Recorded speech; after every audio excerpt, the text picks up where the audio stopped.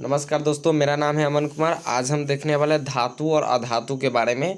जैसे कि धातु क्या होता है, कैसे पहचानेंगे, और अधातु क्या होता है, मेटल और नॉन मेटल्स के बारे में आज हम लोग डिस्कस करने वाले हैं। ठीक है, तो अगर आप लोग मेरे चैनल पर नए हैं तो सब्सक्राइब कर दीजिएगा और लाइक कमेंट शेयर ज़रूर कीजिएगा। देखिए, ये आज का जो वीडियो है सभी के लिए, 9th 10th 11th 12th मतलब सभी के लिए है, जो धातु और अधातु को पहचानी। ज़रूरी नहीं है कि 10th में हो, 12th में ही हो, मतलब 9th, जो जहाँ जो धातु और अधातु को पहचानना चाहता है उसके लिए यह महत्वपूर्ण वीडियो है। ठीक है,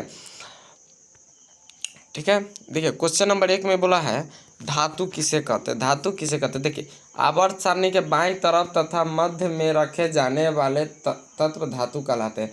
सिंपल भाषा में कहें तो धातु क्या होता है? जो पदार्थ कठोर और चमकीले होते हैं और विद्युत का सुचालक होते हैं उसे धातु किया। देखिए, धातु का ऐसा चीज़ है जब करंट देंगे ना तो पूरे में तुरंत करंट फैल जाएगा, और अधातु में करंट जो है नहीं फैलेगा, जहाँ देंगे वहीं पर रह जाएगा। ठीक है, तो जिनमें धात्विक चमक होती है वह प्रायः तन आधारवर्त विद्युत और ऊष्मा की सुचालक दृढ़ और अधिक घनत्व वाली होती है। इनके ऑक्साइड क्षारीय प्रकृति के होते हैं, जैसे लोहा, सोना, चांदी, तांबा, प्लेटिनम आदि धातु के उदाहरण हैं। देखिए, धातु क्या होता है? जो पदार्थ जो होते हैं कठोर और चमकीले होते हैं, जो विद्युत का सुचालक होते हैं, उसे धातु कहते हैं। जैसे मान लिया जाए तो लोहा हो गया, सोना हो गया, चांदी हो गया, तांबा हो गया, और प्लेटिनम, ये सब जो है धातु के उदाहरण होते हैं। ठीक है, नेक्स्ट क्वेश्चन में देखिए बोला है क्या कि धातुओं के 2 रासायनिक गुणों को लिखिए। धातु को पहचानने के लिए 2 गुण क्या होता है? देखिए, धातु के ऑक्साइड क्षारीय होते हैं। ठीक है, अम्लों से अभिक्रिया कर हाइड्रोजन गैस विस्थापित करते हैं। अगर और चाहे तो लिख सकते हैं कि धातु जो होता है चमकीला होता है। ठीक है, यह हो गया रिएक्शन है। ठीक है, और देखिए अधातु के क्या है, गुण लिखा गया है। ठीक है, अधातु के गुण बोला है। ठीक है, अधातु के क्या गुण होते हैं? तो देखो, अधातु के 2 गुण धर्मों को लिखे। अधिकतर अधातुएं गैसीय अवस्था में पाए जाते हैं। ठीक है, हवा की तरह होते हैं। अधातुएं जो होते हैं क्या होते हैं? अधातुएं सोनोरस ध्वनि उत्पन्न नहीं करते, मतलब वो आवाज़ नहीं करते हैं। ठीक है, नेक्स्ट में देखिए, नेक्स्ट में क्या है, कौन सी धातुएं आसानी से संक्षारित होती है?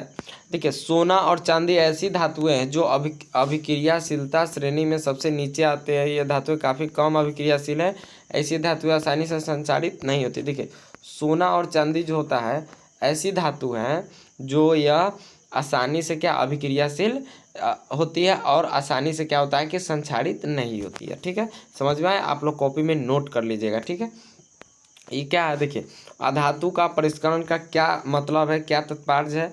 देखो, अपचयन प्रक्रम से प्राप्त धातुएं शुद्ध नहीं होता। देखिए, हम लोग जो जमीन से खोद कर निकालते हैं वो शुद्ध नहीं होने में अपद्रव्य होती है, मतलब वो जो होता है, देखिए कोई भी धातु जैसे सोना हो गया, हम लोग कुछ खरीदते हैं तो वो जो होता है वो सोना उसी आकार का नहीं होता है, मिट्टी की तरह होता है, मतलब पत्थर की तरह एक होता है। शुद्ध धातु की प्राप्ति इन अपद्रव्यों के धातु से हटाकर किया जाता है, मतलब उसे गंदगी हटाकर अशुद्ध धातुओं से अपद्रव्य हटाना धातुओं का परिष्करण कहलाता है। जैसे कि जमीन से हम निकालते हैं, उसको शुद्ध करके जो हम लोग बाजार में कुछ कुछ बना कर बेचते हैं उसी को धातु का परिष्करण कहते हैं। समझ में आ गया होगा? देखिए, अगला क्वेश्चन है, ऐसा धातु का उदाहरण दीजिए जो कमरे के ताप पर द्रव होता है। कमरे के ताप पर जो द्रव होता है वो पारा हो गया, और चाकू से काटा जा सकता है। सोडियम और पोटेशियम को काटा जा सकता है। ठीक है, सोडियम और पोटेशियम को। आगे देखिए, ऊष्मा का सबसे अच्छा चालक क्या होता है? सोना और चांदी जो होता है ऊष्मा का सबसे अच्छा चालक होता है। ठीक है, और ऊष्मा का कुचालक होता है लेड तथा मरकरी। ठीक है, एक तत्व है ये जो होता है बहुत ही ऊष्मा का जो होता है कुचालक होता है। मिश्र धातु क्या होता है? मिश्र धातु क्या होता है? जो बहुत सारे धातु से मिलकर कोई चीज़ बना जाता है, जैसे पीतल उतल के बर्तन वगैरह ऐसा हो गया। देखिए, किसी धातु में अन्य धातु या अधातु की एक निश्चित मात्रा मिलाकर एक इच्छित गुण वाली धर्म वाली मिश्र धातु प्राप्त की जाती है। तांबे के 2 मिश्र धातु मिला की, जैसे यूँ समझो कि धातु और अधातु को मिलाकर जो बनता है ना उसको मिश्र धातु कहते हैं। जैसे कि क्या, पीतल हो गया, कांसा हो गया। कांसा मतलब कांच होता है। 90% कांसा में क्या होता है?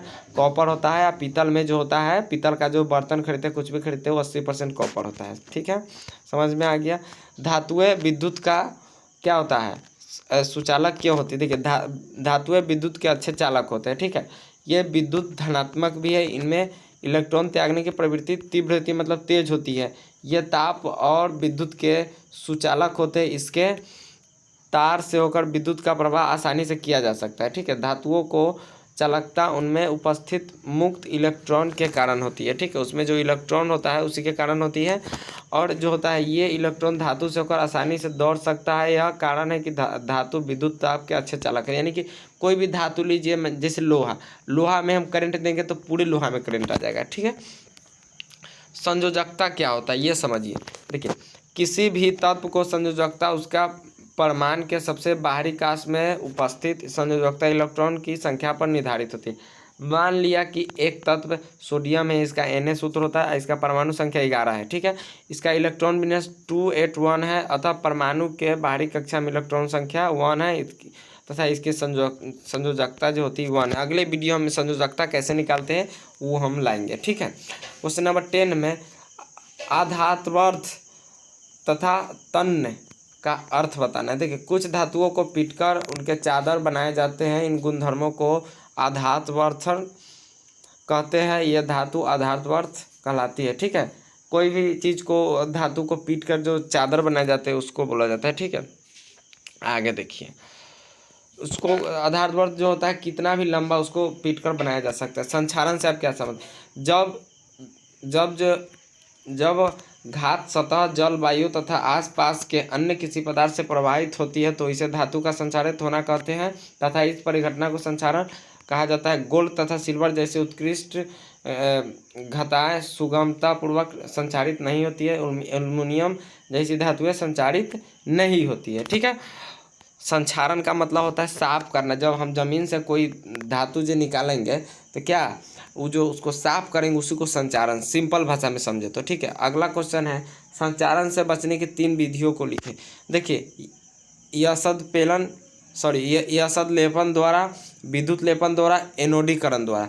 कैसे तो देखिए एनोडीकरण हो गया विद्युत करंट से, अब विद्युत लेपन द्वारा हो गया उसको करंट दे करके, यसद लेपन हो गया जैसे कि उसको धो करके, ठीक है। तो हम संचारण कर सकते हैं जमीन से निकाला हुआ धातु को। 13 में है एक धातु और एक अधातु का नाम भी जो वायु के संपर्क में आने पर जल उठता है। जो सोडियम धातु और वायु के संपर्क में आने पर जो होता है जल जाता है, ठीक है, जल उठते हैं। श्वेत फास्फोरस भी यह धातु है, इसे पानी में डुबोकर रखा जाता है, अगर इसे बाहर निकाला जाएगा तो ये भी जल जाएगा। सिंपल भाषा में समझिए, ठीक है। समझ में आशा करते हैं कि आप लोगों को जरूर समझ में आया होगा।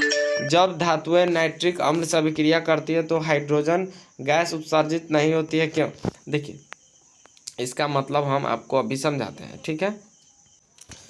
देखिए मेन बात क्या है, क्योंकि HNO3 में एक प्रबल ऑक्सीकारक है जो उत्पन्न हाइड्रोजन का ऑक्सीकृत करके जल में परिवर्तित कर देता है एवं स्वयं नाइट्रोजन के किसी ऑक्साइड N2O चाहे NO2 में अपचयित हो जाती है, यानी मिल जाती है तथा लेकिन Mn, ठीक है, मैग्नीशियम एक ऐसी धातु है जो अति तनु यानी कि HNO3 अमोनिया से अभिक्रिया करके हाइड्रोजन गैस यानी H2 गैस उत्पन्न करता है, ठीक है। 15 में एवं लास्ट क्वेश्चन है एनोड पंख क्या होता है। देखिए विद्युत शोधन में जब विद्युत धारा प्रवाहित किया जाता है तो एनोड पर स्थित, एनोड मतलब एनोड और कैथोड का मतलब अगला वीडियो में हम समझाएंगे, और संयोजकता कैसे निकाला जाता है। अशुद्ध धातु का केटायन रूप में घोल जाने वाली लगती है, उतना ही मात्रा शुद्ध धातु कैथोड पर जमा होती है। घुलनशील अशुद्धियाँ घोल में चले जाते हैं और घुलनशील अशुद्धियाँ एनोड के नीचे जमा हो जाते हैं, इन्हें एनोड पंख कहा जाता है, ठीक है। समझ में आ गया।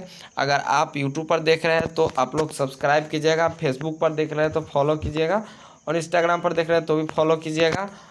और व्हाट्सअप नंबर मेरा चाहिए, नोट्स लेना है तो ये मेरा नंबर है, नोट कर लीजिएगा, ठीक है दोस्तों। मिलते हैं नेक्स्ट वीडियो में, तब तक के लिए धन्यवाद। जय हिंद, जय भारत।